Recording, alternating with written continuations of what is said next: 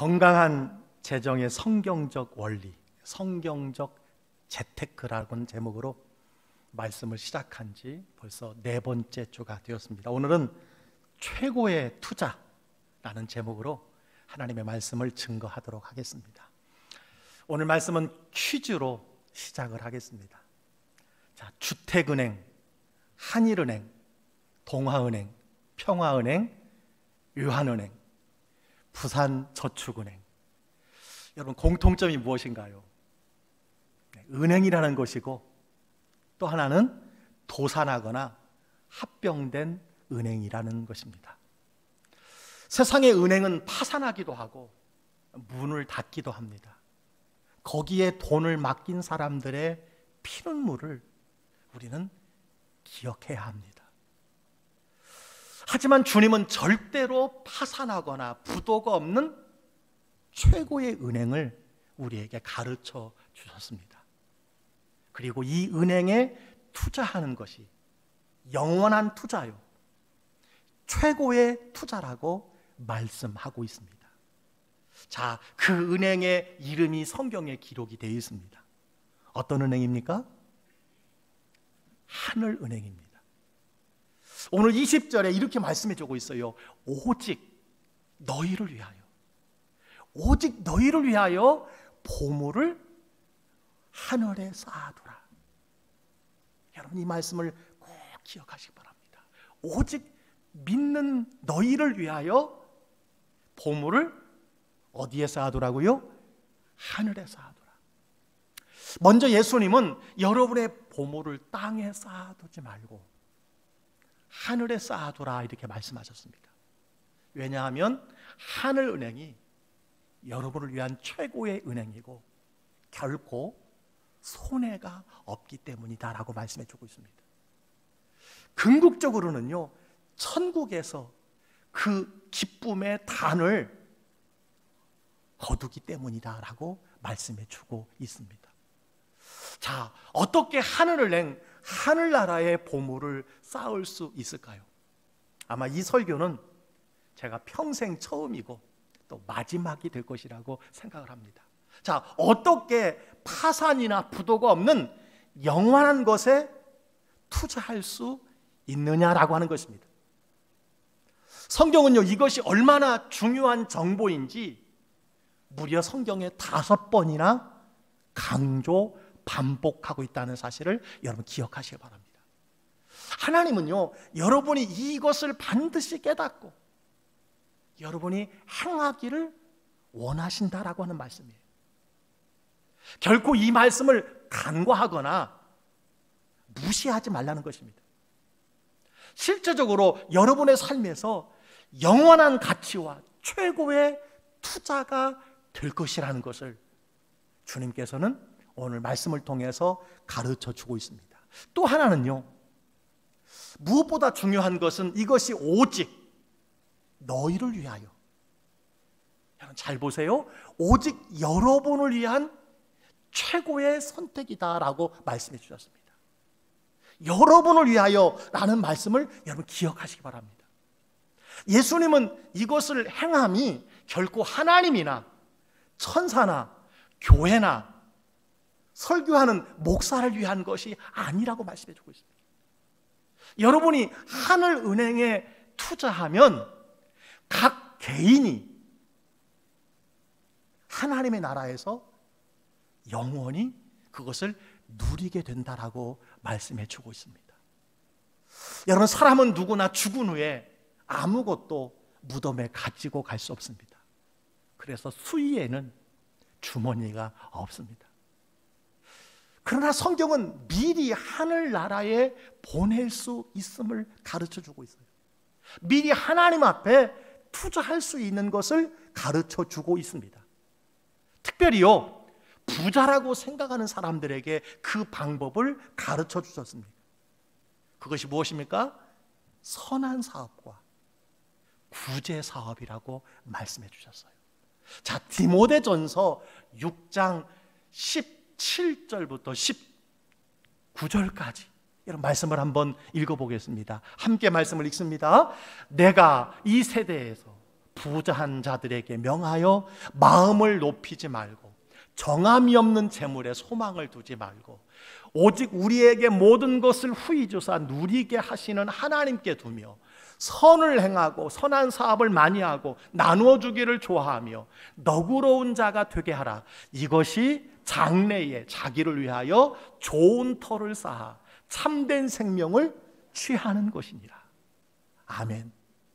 여러분, 부자들은요, 선한 사업과 구제 사업이 나누어 주는 것을 잘할 때 그것이 곧 자기 장래를 위한 최고의 투자다. 참된 생명을 얻는 것이라고 성경은 분명히 말씀해 주고 있습니다.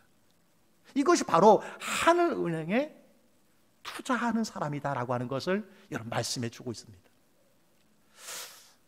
좀 시간은 지났지만 가뚝이라고 부르는 오뚝이, 여러분 설립자인 함태호 회장에 대한 이야기를 여러분은 잘 아실 것입니다.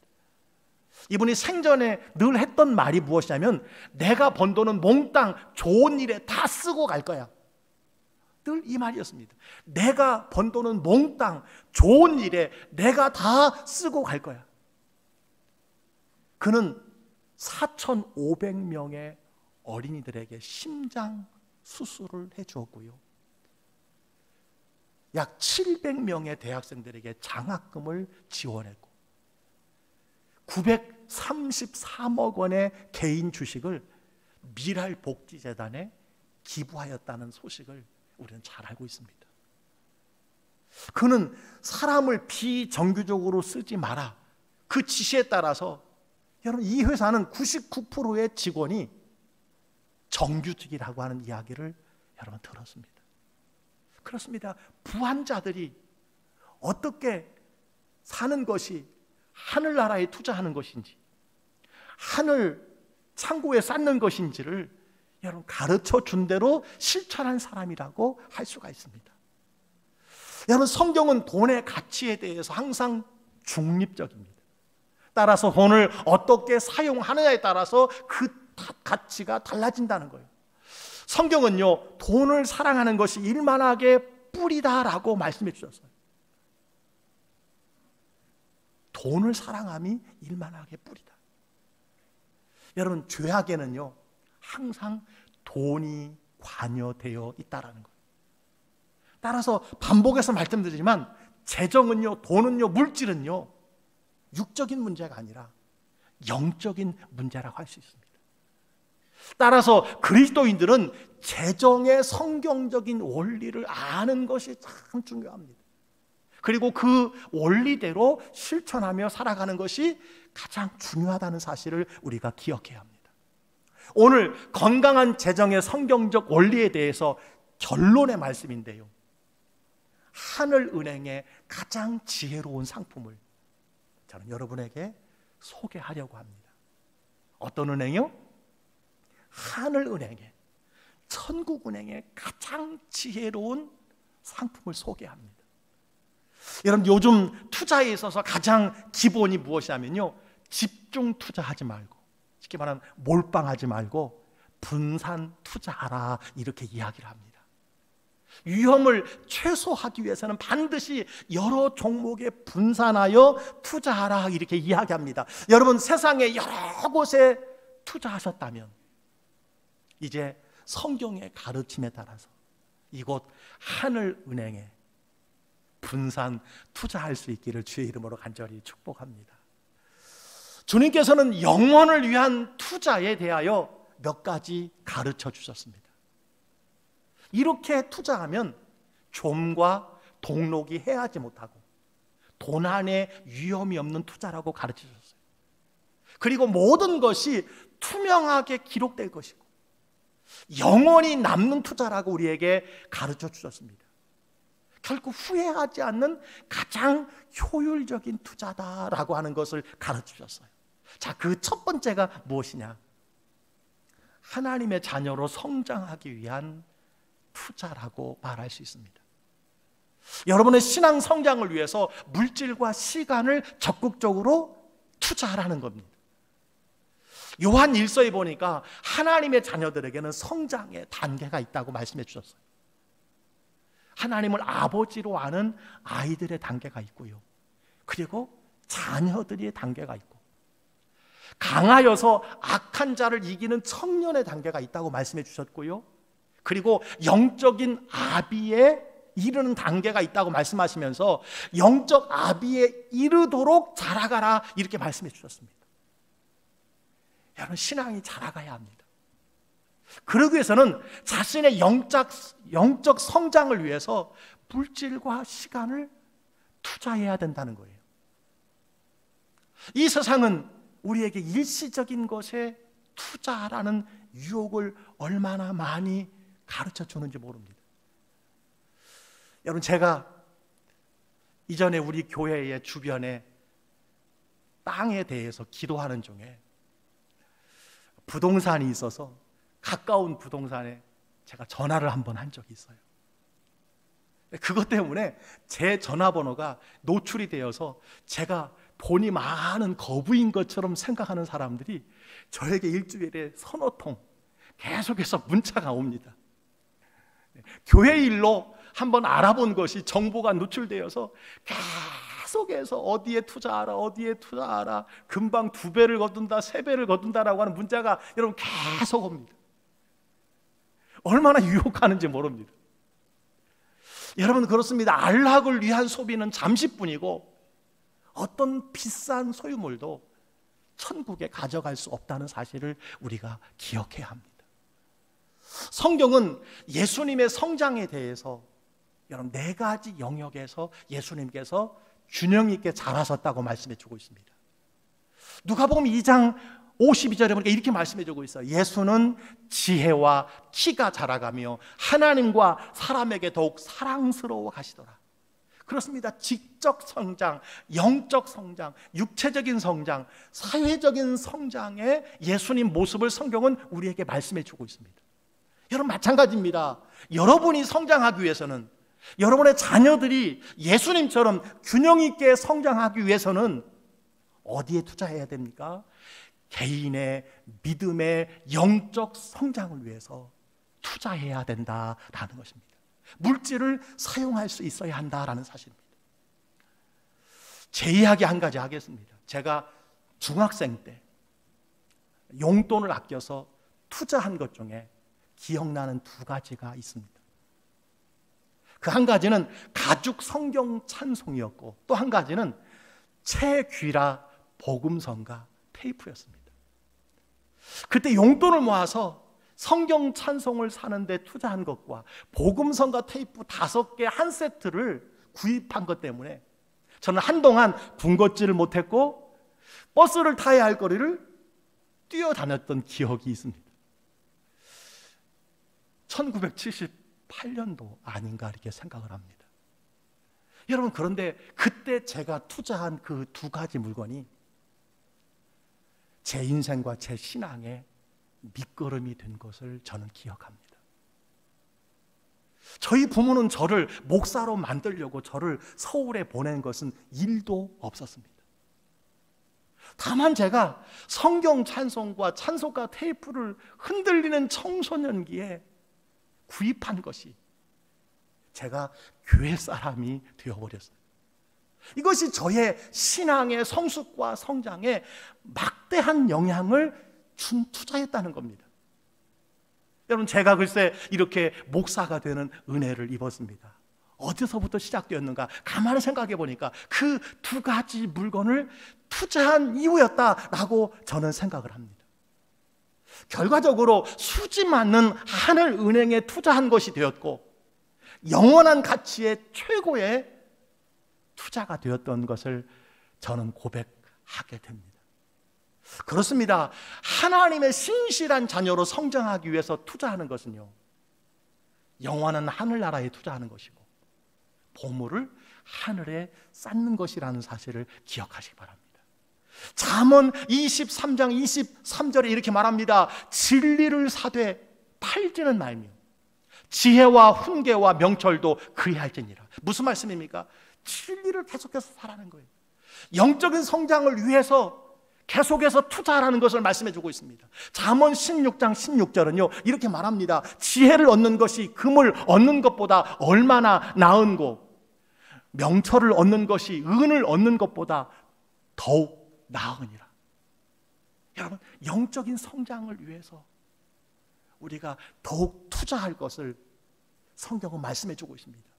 그것이 영원한 최고의 투자라고 성경은 강조하고 있습니다. 사랑하는 성도 여러분, 여러분은 영적 성장과 영의 양식을 위해서 얼마나 투자하고 있습니까? 여러분의 자녀들에게 얼마나 투자하고 있습니까? 여러분의 물질과 시간을 지금 어디에 대부분 투자하고 있느냐는 것입니다. 하나님은 여러분의 물질로 영적 성장을 위해서 투자하라, 그렇게 말씀해 주고 있습니다. 여러분, 물질은 일종의 비료와 같다고 말씀을 드렸습니다. 비료는 단지 쌓아놓으면 아무런 소용이 없습니다. 냄새만 날 뿐입니다. 그러나 이 비료를 필요한 곳에 뿌리면 소중한 생명을 무럭무럭 자라게 한다는 거예요. 사랑하는 성도 여러분, 물질의 일부라도 여러분의 영적 성장에 선한 목적을 위해서 투자하실 수 있기를 주의 이름으로 축원합니다. 바로 이것이 천국의 보물을 쌓는 것이요, 나를 위한 가장 가치 있는 투자라는 거예요. 여러분이 투자한 것을 지금도 그리고 미래에도 누리게 될 거지만 천국에서 이것은 가장 멋지게 누리는 일이 되리라고 저는 분명히 믿습니다. 첫 번째는 자신의 영적 성장을 위해서 투자하라는 거예요. 자, 두 번째는요, 성도와 이웃을 섬기는 투자입니다. 코로나19 이후 국민의 우울증 위험군이 1년 만에 3%에서 18%가 되었다고 합니다. 18%의 사람이 우울증 증후군에 속해 있다는 거예요. 또 통계를 보니까요, 50%의 사람들의 체중이 평균 3kg 이상 늘었다고 합니다. 여러분, 혹시 1년 전과 키로수가 3kg 이상 늘었다면 자연스러운 것이라는 것을 기억하시길 바랍니다. 특별히 교회의 생명력은 예배 아닙니까?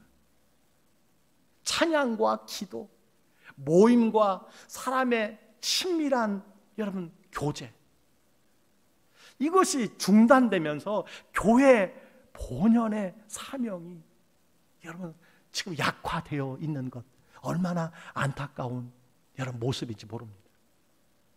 그럴 때일수록 우리가 기억해야 할 것은요, 성도와 이웃을 섬기는 투자에 관심을 가져야 된다라는 것입니다.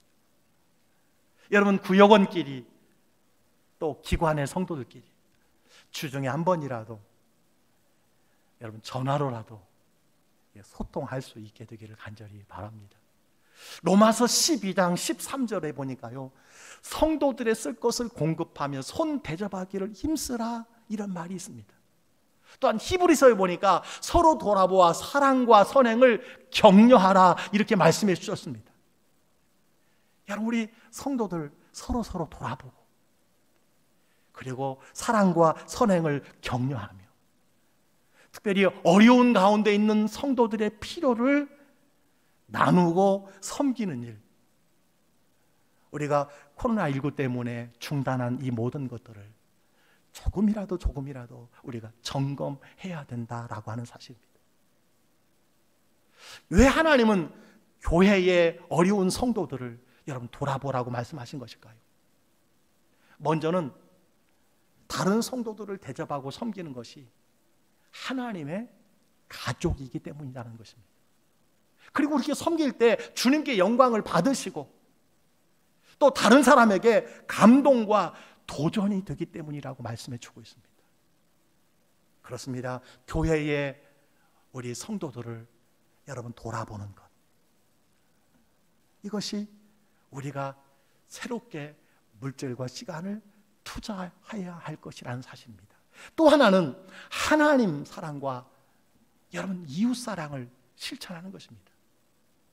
이웃 사랑이 곧 하나님의 사랑의 여러분 증거라는 사실을 여러분 기억할 것입니다. 이것은 이웃과 지역사회를 물질과 시간을 투자하는 것이라고 말할 수 있습니다. 전도서 11장 1절에 보니까 이렇게 말씀하고 있어요. 너는 내 떡을 물 위에 던지라. 여러 날 후에 도로 찾으리라. 코로나 이전에 우리 교회는 지역과 이웃을 섬기는 다양한 모임과 행사가 있었습니다. 이 사역에 많은 사람들이 참여했고 지금도 많은 분들이 이 일에 물질을 여러분 드리고 계십니다. 이것은 우리 교회가 이웃사랑과 밖을 향한 교회를 모토로 중점을 두었던 사역이라고 할 수 있습니다. 여러분, 이웃사랑은요 그저 떡을 물에 던지는 것 같은 투자였지만 이것이 영원한 최고의 투자라고 성경은 말씀해 주고 있습니다. 사회적인 약자를 돌보는 것이 교회의 사명이기 때문입니다. 여러분, 성경은 이것이 얼마나 영원하고 하나님이 기뻐하시는 투자인지 반복해서 우리에게 강조하고 있음을 보게 됩니다. 잠언 11장 24절 여러분 이렇게 말씀해 주고 있어요. 흩어 구제하여도 더욱 부하게 되는 일이 있나니 과도하게 아껴도 가난하게 될 뿐이라. 잠언 19장 17절에도 이렇게 말합니다. 가난한 자를 불쌍하게 여기는 것은 여호와께 꾸어드리는 것이니 그의 선행을 그에게 갚아 주시리라. 여러분, 이것이 우리 교회의 이웃사랑 헌금이요 또 장학 헌금이 아닐까 생각을 해봅니다. 자, 하늘은행에 여러분 투자해야 할 두 가지 상품을 여러분께 말씀해 드렸습니다. 세 번째 상품이 있습니다. 전도와 선교를 위한 투자라고 할 수 있습니다. 여러분, 하나님께서 교회를 세우신 가장 큰 이유가 무엇입니까? 영혼 구원입니다. 이것은 변경될 수가 없습니다. 따라서 주님의 사명을 받은 교회와 성도들은 한 영혼을 주님께 인도하는 일에 물질과 시간을 투자하는 것이 지극히 당연한 일이라고 할 수 있습니다. 주님은 땅 끝까지 복음을 증거하는 일에 물질을 사용하기를 간절히 원하시는 것입니다. 그래서 누가복음 16장 여러분 9절은 이렇게 말씀해 주고 있어요. 여러분 다 같이 한번 읽어볼까요? 시작. 내가 너희에게 말하노니 불의의 재물로 친구를 사귀라. 그리하면 그 재물이 없어질 때에 그들이 너희를 영주할 처소로 영접하리라. 자, 여러분 이 말씀 이해가 되십니까? 이 본문은 여러분이 읽는 성경 중에 아마 어려운 본문 중에 하나가 아닐까 생각합니다. 불의의 재물로 친구를 사귀라. 이게 무슨 말씀일까요? 불의한 자에게서 불의하게 사용되기도 하는 재물이지만 이것을 바르게 사용하면 유익이 된다는 것입니다. 이것을 바르게 사용해서 바르게 투자해서 가장 좋은 것이 있으니 그것은 무엇이냐? 한 영혼을 천국으로 인도하여 여러분이 천국에 갔을 때 영접할 사람이 있게 하라. 이 말씀이에요. 여러분이 천국에 갔을 때 여러 사람들이 달려와서 여러분을 영접하게 하라는 거예요. 정말 고마웠습니다. 당신 때문에 제가 이곳에 왔습니다. 정말 감사합니다. 당신 때문에 내가 하나님의 자녀가 되었고 천국 생활을 하게 되었습니다. 여러분을 찾아와서 반가이 맞이하는 모습을 보는 것, 이것이 가장 귀한 투자라는 거예요. 그렇습니다. 한 영혼을 구원하는 일에 투자하는 물질이 가장 소중한 투자입니다. 여러분이 교회에 드려진 물질이 이렇게 영혼 구원에 선교에 귀하게 사용되고 있음을 인하여 감사합니다. 특별히 코로나19로 많은 선교사들이 지금 귀국하고 있습니다. 또 귀국하였습니다. 첫 번째 이유는 가장 먼저 교회의 재정이 선교 헌금을 중단하더라는 것입니다. 여러분, 코로나19로 교회의 평균 13%의 재정이 한국 교회에 줄었다고 그렇게 통계가 나와 있습니다. 제일 먼저 줄이는 것이 무엇입니까? 선교 헌금이라는 거예요. 여러분, 그러나 하나님께서는요, 선교와 전도를 귀중히 여기십니다. 여러분이 하나님께 어떻게 영광을 돌릴 수 있습니까? 교회가 어떻게 하나님께 기쁨이 될 수 있습니까? 다른 것이 아닙니다. 복음 전하는 것입니다. 영혼 구원하는 것입니다. 전도하고 선교하는 줄 믿습니다. 다른 것은 주일지라도 선교를 줄이는 것은 잘못된 것이라고 할 수 있습니다. 전도를 위한 물질을 아끼는 것은 잘못된 것이라고 말할 수 있습니다. 이것이 바로 영원한 것에 투자하는 것이고, 하나님이 기뻐하시는 투자고, 하늘 은행에 투자하는 것이고, 이것이 바로 우리 교회의 선교 헌금이고 북한 비전 헌금이라고 말할 수 있습니다. 사랑하는 성도 여러분, 온라인이지만 여러분이 드려진 예물을 이전과 같이 정성으로 드릴 수 있기를 간절히 바랍니다. 마지막으로 하나님께서 여러분이 투자하기를 원하시는 곳이 있습니다. 그것은 예배 시간에 드리는 봉헌입니다. 인생의 목적은 하나님을 영화롭게 하는 것이라고 할 수 있습니다. 무엇보다도 하나님을 영화롭게 할 수 있는 것은 예배입니다. 예배는 워십이라고 했어요. 무슨 말씀입니까? 예배는 최상의 존경과 가치를 하나님께 드리는 일체의 행위가 워십입니다. 여러분의 언어와 몸과 손짓, 모든 것을 통해서 최상의 존경과 가치를 하나님께 돌리는 것이 예배예요. 조용한 것이 예배가 아닙니다. 잠잠한 것이 예배가 아니에요. 여러분의 최상과 존경을 하나님께 올리는 것이 예배입니다. 동시에 예배는 서비스라고 했습니다. 예배는 최고의 가치를 올려드리는 것과 동시에 하나님을 높여드리고 하나님을 기쁘시게 하는 모든 것이 예배라고 말씀을 드렸습니다. 바로 최상의 존경과 기쁨을 드리는 것을 위해서 우리는 마음과 정성을 드리고 물질을 투자하는 것, 그것이 온전한 예배라고 말할 수 있습니다. 잠언 3장 9절로 10절은 이렇게 우리에게 말씀해 주고 있습니다. 내 재물과 내 소산물의 처음 익은 열매로 여호와를 공경하라. 그리하면 내 창고가 가득히 차고 내 포도즙 틀에 새 포도즙이 넘치리라. 무슨 말씀입니까? 하나님께 드리는 봉헌은 예배의 중요한 부분이라는 거예요. 빼놓을 수 없는 예배 순서라는 것입니다.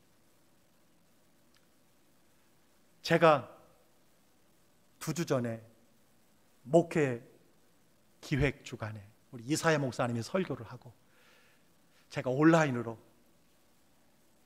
1부부터 4부까지 계속해서 인터넷을 점검해 보았습니다. 안타까운 것은 예배가 20분이 지나야 최고로 많은 사람들이 시청을 하고 있다는 거예요. 예배가 시작한 20분이 지나서야. 여러분, 이런 예배를 하나님이 받으시겠습니까? 또 하나 제가 발견한 것은요, 설교가 끝나자마자 10%는 또 나가다라는 거예요. 무슨 말씀입니까? 예배는 설교고 설교의 끝은 예배의 끝이라고 생각하는 분이 많다라는 거예요. 여러분, 예배 순서 중에 봉헌은 참으로 중요합니다. 그리고 축복 기도도 받으셔야 되지 않겠습니까? 온라인이만. 마태복음 6장에는 말합니다. 여러분의 보물이 있는 곳에 여러분의 마음이 있다라고 말씀해 주고 있습니다. 그렇습니다. 봉헌하는 곳에 여러분의 마음이 있는 거예요. 저는 지금까지 부동산이나 투자와 주식에 관하여 전혀 관심이 없었습니다. 그러나 만약에 제가 이런 곳에 물질을 투자했다면 여러분 어떻게 될까요? 앞으로 큰 관심을 가지게 될 것이고 수시로 땅값, 집값, 주식을 점검하게 될 것입니다. 여러분 마찬가지예요. 여러분이 물질을 어디에 투자하는가 하는 것이 여러분이 소중히 여기는 것이 무엇인지를 우리에게 말하는 것이라는 사실이에요. 진실로 여러분이 하나님을 경배하는 것이 소중하다면 하나님 앞에 예배를 통해서 물질을 정성을 다해서 봉헌하게 될 것이라는 것입니다. 그리고 하나님과의 관계가 점점 깊어가고 자라게 될 것이라는 사실입니다. 욥기 22장 24절로 25절에 이런 말씀이 있습니다. 내 보화를 티끌로 여기고 채상품의 금을 계곡의 돌로 여기라. 그리하면 전능자가 내 보화가 되시며 내게 고귀한 은이 되시리라. 여러분, 주님을 기쁘시게 하는 것이 예배입니다. 예배 중에 예배는 내 마음을 주께 드리는 순서입니다. 내 마음을 드리는 구체적인 표현은요, 바로 예배 중에 봉헌이라고 말할 수 있습니다. 내가 주님께 봉헌하면 할수록 내 마음은 주님을 향하여 더 가까이 나아가게 되는 것입니다. 다른 것에 마음을 빼앗기지 않고 주님께 집중하며 주님의 인도함을 받게 될 것이라는 것입니다. 그래서 주님의 기쁘심이 되는 삶을 우리가 살아가게 될 것이라는 사실입니다. 사랑하는 성도 여러분, 저는 평생에 건강한 재정의 성경적인 원리라고 하는 제목으로 설교해 본 적이 없습니다. 앞으로도 이 제목으로 설교하지 않을 것입니다. 그러나 중요한 것은 여러분이 건강한 성경적인 재정의 원리를 기억하여서 평생 살아가는 날 동안 이 원리에 따라, 특별히 오늘 하늘은행의 최고의 투자의 마음을 가지고 오늘 주님께서 가르쳐 주신 투자해야 할 4가지 목록을 마음에 새기고 그 말씀대로 순종하며 살아가시면서 보화를 이 땅에만 쌓지 마시고 하늘나라에 영원한 곳에 풍성히 쌓는 복된 하나님의 자녀들이 다 되시기를 주의 이름으로 간절히 축복합니다.